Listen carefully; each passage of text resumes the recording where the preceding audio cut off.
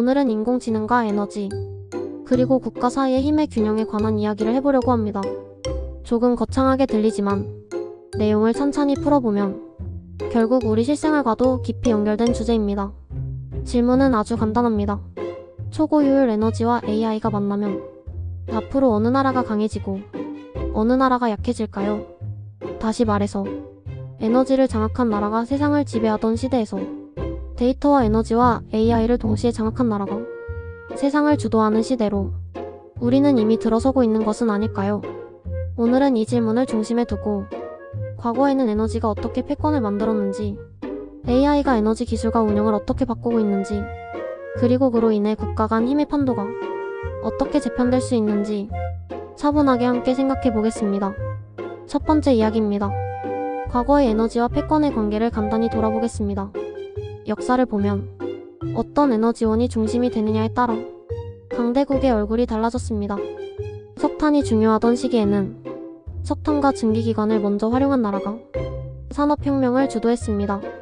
석유가 가장 귀한 에너지원이 되었을 때는 석유를 많이 가진 나라와 석유를 안정적으로 확보할 수 있는 해상력을 가진 나라가 세계 정치의 중심에 섰습니다.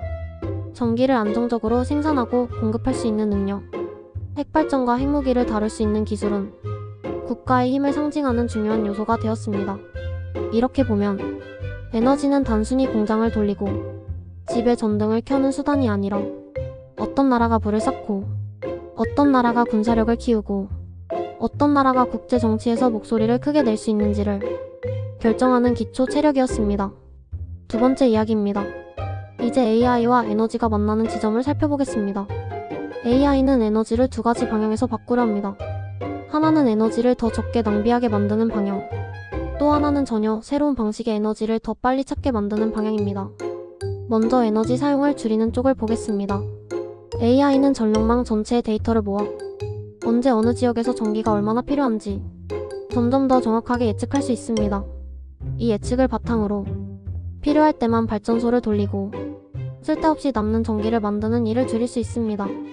또한 건물 안에 센서와 기기를 연결해 사람이 실제로 있는 공간만 적절한 온도로 유지하고 불필요한 조명과 기계 가동을 줄이는 식으로 에너지를 아껴 쓸 수 있게 도와줍니다.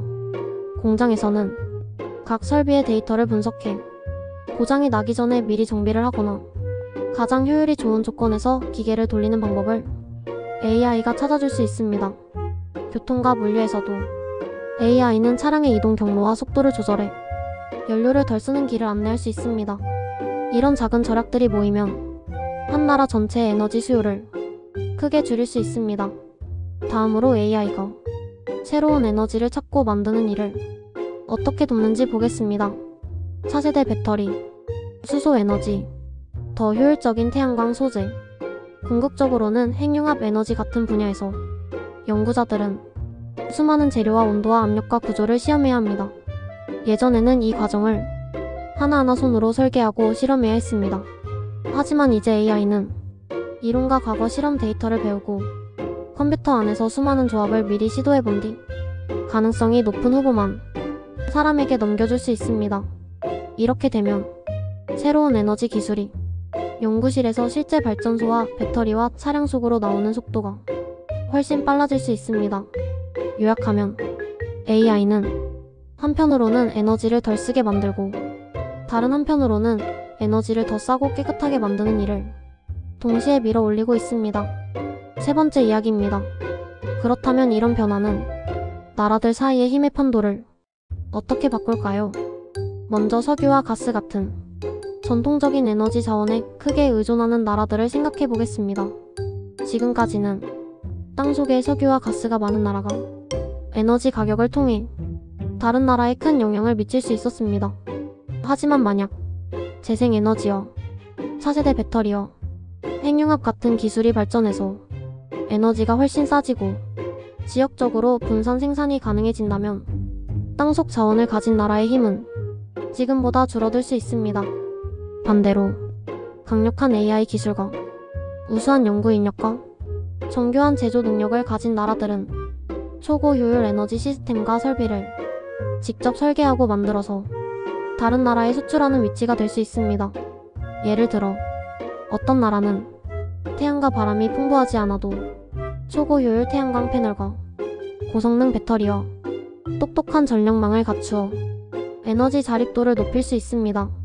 이 기술을 설계하고 만드는 나라가 새로운 에너지 패권국이 될 수도 있습니다. 이렇게 보면 자연 자원을 많이 가진 나라에서 지식과 기술과 AI를 많이 가진 나라로 에너지 패권의 중심이 천천히 이동할 가능성이 있습니다. 또 한 가지 중요한 변화는 에너지와 데이터와 AI가 서로 얽혀있는 시대가 된다는 점입니다. 대형 인공지능을 돌리려면 많은 전기가 필요합니다. 반대로 에너지를 효율적으로 쓰고 만들려면 AI와 데이터 분석이 필요합니다. 즉, 에너지 패권과 데이터 패권과 AI 패권은 서로 영향을 주고받으면서 몇몇 나라와 기업의 손에 집중될 위험이 있습니다. 네 번째 이야기입니다. 초고효율 에너지가 한 나라의 힘을 어떤 구체적인 방식으로 키울 수 있을까요? 에너지가 매우 싸지고 풍부해진 나라를 상상해 보겠습니다. 이 나라는 제조업에서 엄청난 경쟁력을 가질 수 있습니다. 공장 가동 비용이 낮아지고 로봇과 자동화 설비를 마음껏 돌릴 수 있기 때문에 같은 제품을 더 싸고 더 빨리 만들 수 있습니다. 군사력과 우주 개발에도 큰 영향을 미칩니다. 전투기와 군함과 탱크와 드론과 레이더와 위성은 모두 에너지를 먹는 존재들입니다. 싸고 안정적인 에너지를 가진 나라는 더 많은 장비를 더 오래, 더 넓은 지역에서 운용할 수 있습니다. 우주 개발에서도 마찬가지입니다. 로켓과 우주선과 달과 화성 기지는 모두 에너지에 의존합니다. 에너지가 충분하고 싸다면 우주에서의 활동 범위와 속도도 지금과는 비교할 수 없을 정도로 넓어질 수 있습니다. 또 하나의 영역은 디지털 인프라입니다. 데이터 센터와 통신망과 수많은 AI 서비스는 전기를 많이 사용합니다. 에너지가 싸고 안정적이라면 그 나라는 국내에서 더 많은 디지털 서비스를 돌릴 수 있고 다른 나라의 데이터를 자기 나라의 데이터 센터에 모아 서비스를 제공하는 역할도 할 수 있습니다. 이렇게 되면 에너지를 장악한 나라가 제조와 군사와 우주와 디지털 세계에서 동시에 영향력을 넓힐 수 있습니다. 다섯 번째 이야기입니다. 물론 이 변화는 갈등과 위험도 함께 가져올 수 있습니다. 에너지 기술과 AI 기술을 먼저 확보한 나라와 그렇지 못한 나라 사이의 격차는 쉽게 줄어들지 않을 수 있습니다. 기술을 가진 나라가 특허와 규제를 내세워 다른 나라가 뒤따라오는 속도를 조절하려 할 수도 있습니다. 에너지와 데이터 인프라를 놓고 사이버 공격과 해킹과 정보전이 더 거칠어질 수도 있습니다. 어떤 나라가 다른 나라의 전력망이나 데이터 센터를 공격하면 전쟁을 선포하지 않고도 상대의 경제와 사회를 크게 마비시킬 수 있습니다. 에너지와 AI와 통신망이 서로 깊이 얽혀 있을수록 이런 공격의 파급력은 더 커집니다. 또한 에너지 자립에 성공한 나라와 그렇지 못한 나라 사이의 경제 격차는 무역과 투자와 외교 관계에도 큰 영향을 미치게 됩니다. 어떤 나라는 다른 나라의 초고효율 에너지 설비와 시스템을 수출하면서 기술적 종속 관계를 만들려 할 수도 있습니다. 이런 상황이 쌓이면 에너지와 AI를 둘러싼 새로운 냉전 구도 같은 것이 형성될 가능성도 있습니다. 여섯 번째 이야기입니다. 그렇다면 이런 판도 변화 속에서 작은 나라와 개인에게는 어떤 기회와 위험이 있을까요? 먼저 작은 나라의 입장에서 보면 지금처럼 자연 자원에만 의존하지 않고 AI와 소프트웨어와 설계 능력을 키운다면 초고효율 에너지 시스템이 특정 부분에서 강점을 가진 나라가 될 수 있습니다. 예를 들어 전력망 제어 소프트웨어, 에너지 효율 최적화 알고리즘, 재생에너지와 저장 장치를 연결하는 설계 같은 분야에서 세계에서 찾는 기술을 가진 나라가 될 수 있습니다. 반대로 이런 능력을 갖추지 못하면 에너지와 AI와 인프라를 외국 기업과 국가에 의존하게 되고 장기적으로는 정책과 경제 선택의 자유가 제한될 위험도 있습니다. 개인의 입장에서 보면 에너지와 AI가 만드는 변화는 새로운 직업과 기회를 만들어내는 동시에 일부 기존 직업을 빠르게 줄어들게 할 것입니다. 에너지와 환경과 데이터와 소프트웨어를 이해하는 사람, 각 분야를 연결해서 문제를 풀 수 있는 사람은 더 많은 선택지를 갖게 될 수 있습니다. 반대로 변화의 속도를 외면하고 과거의 방식에만 머무르는 사람은 점점 설 자리가 줄어들 수 있습니다. 마지막 이야기입니다. 초고효율 에너지와 AI의 결합은 국가 간 힘의 판도를 다시 그리게 만들 큰 변화입니다. 이 변화는 어떤 한 나라나 기업이 원한다고 해서 멈출 수 있는 흐름은 아닙니다.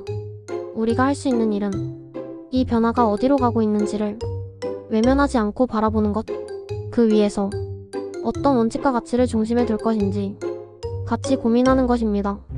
기술은 누가 더 빨리 더 많이 가지느냐의 싸움이 되기 쉽지만 결국 중요한 것은 그 기술을 어떤 방향으로 쓰려고 하느냐 하는 마음입니다. 초고효율 에너지가 몇몇 나라와 기업만을 더 부자로 만들고 다른 나라와 세대를 더 힘들게 하는 도구가 될 것인지, 아니면 지구의 부담을 줄이고 더 많은 사람들이 안정된 삶을 누릴 수 있게 하는 기반이 될 것인지는 아직 결정되지 않았습니다. 오늘의 이야기가 에너지와 AI와 국가의 힘이라는 조금은 멀게 느껴지는 주제를 조금 더 가깝게, 조금 더 인간적인 시선으로 바라보는데 작은 도움이 되었기를 바랍니다. 들어주셔서 감사합니다.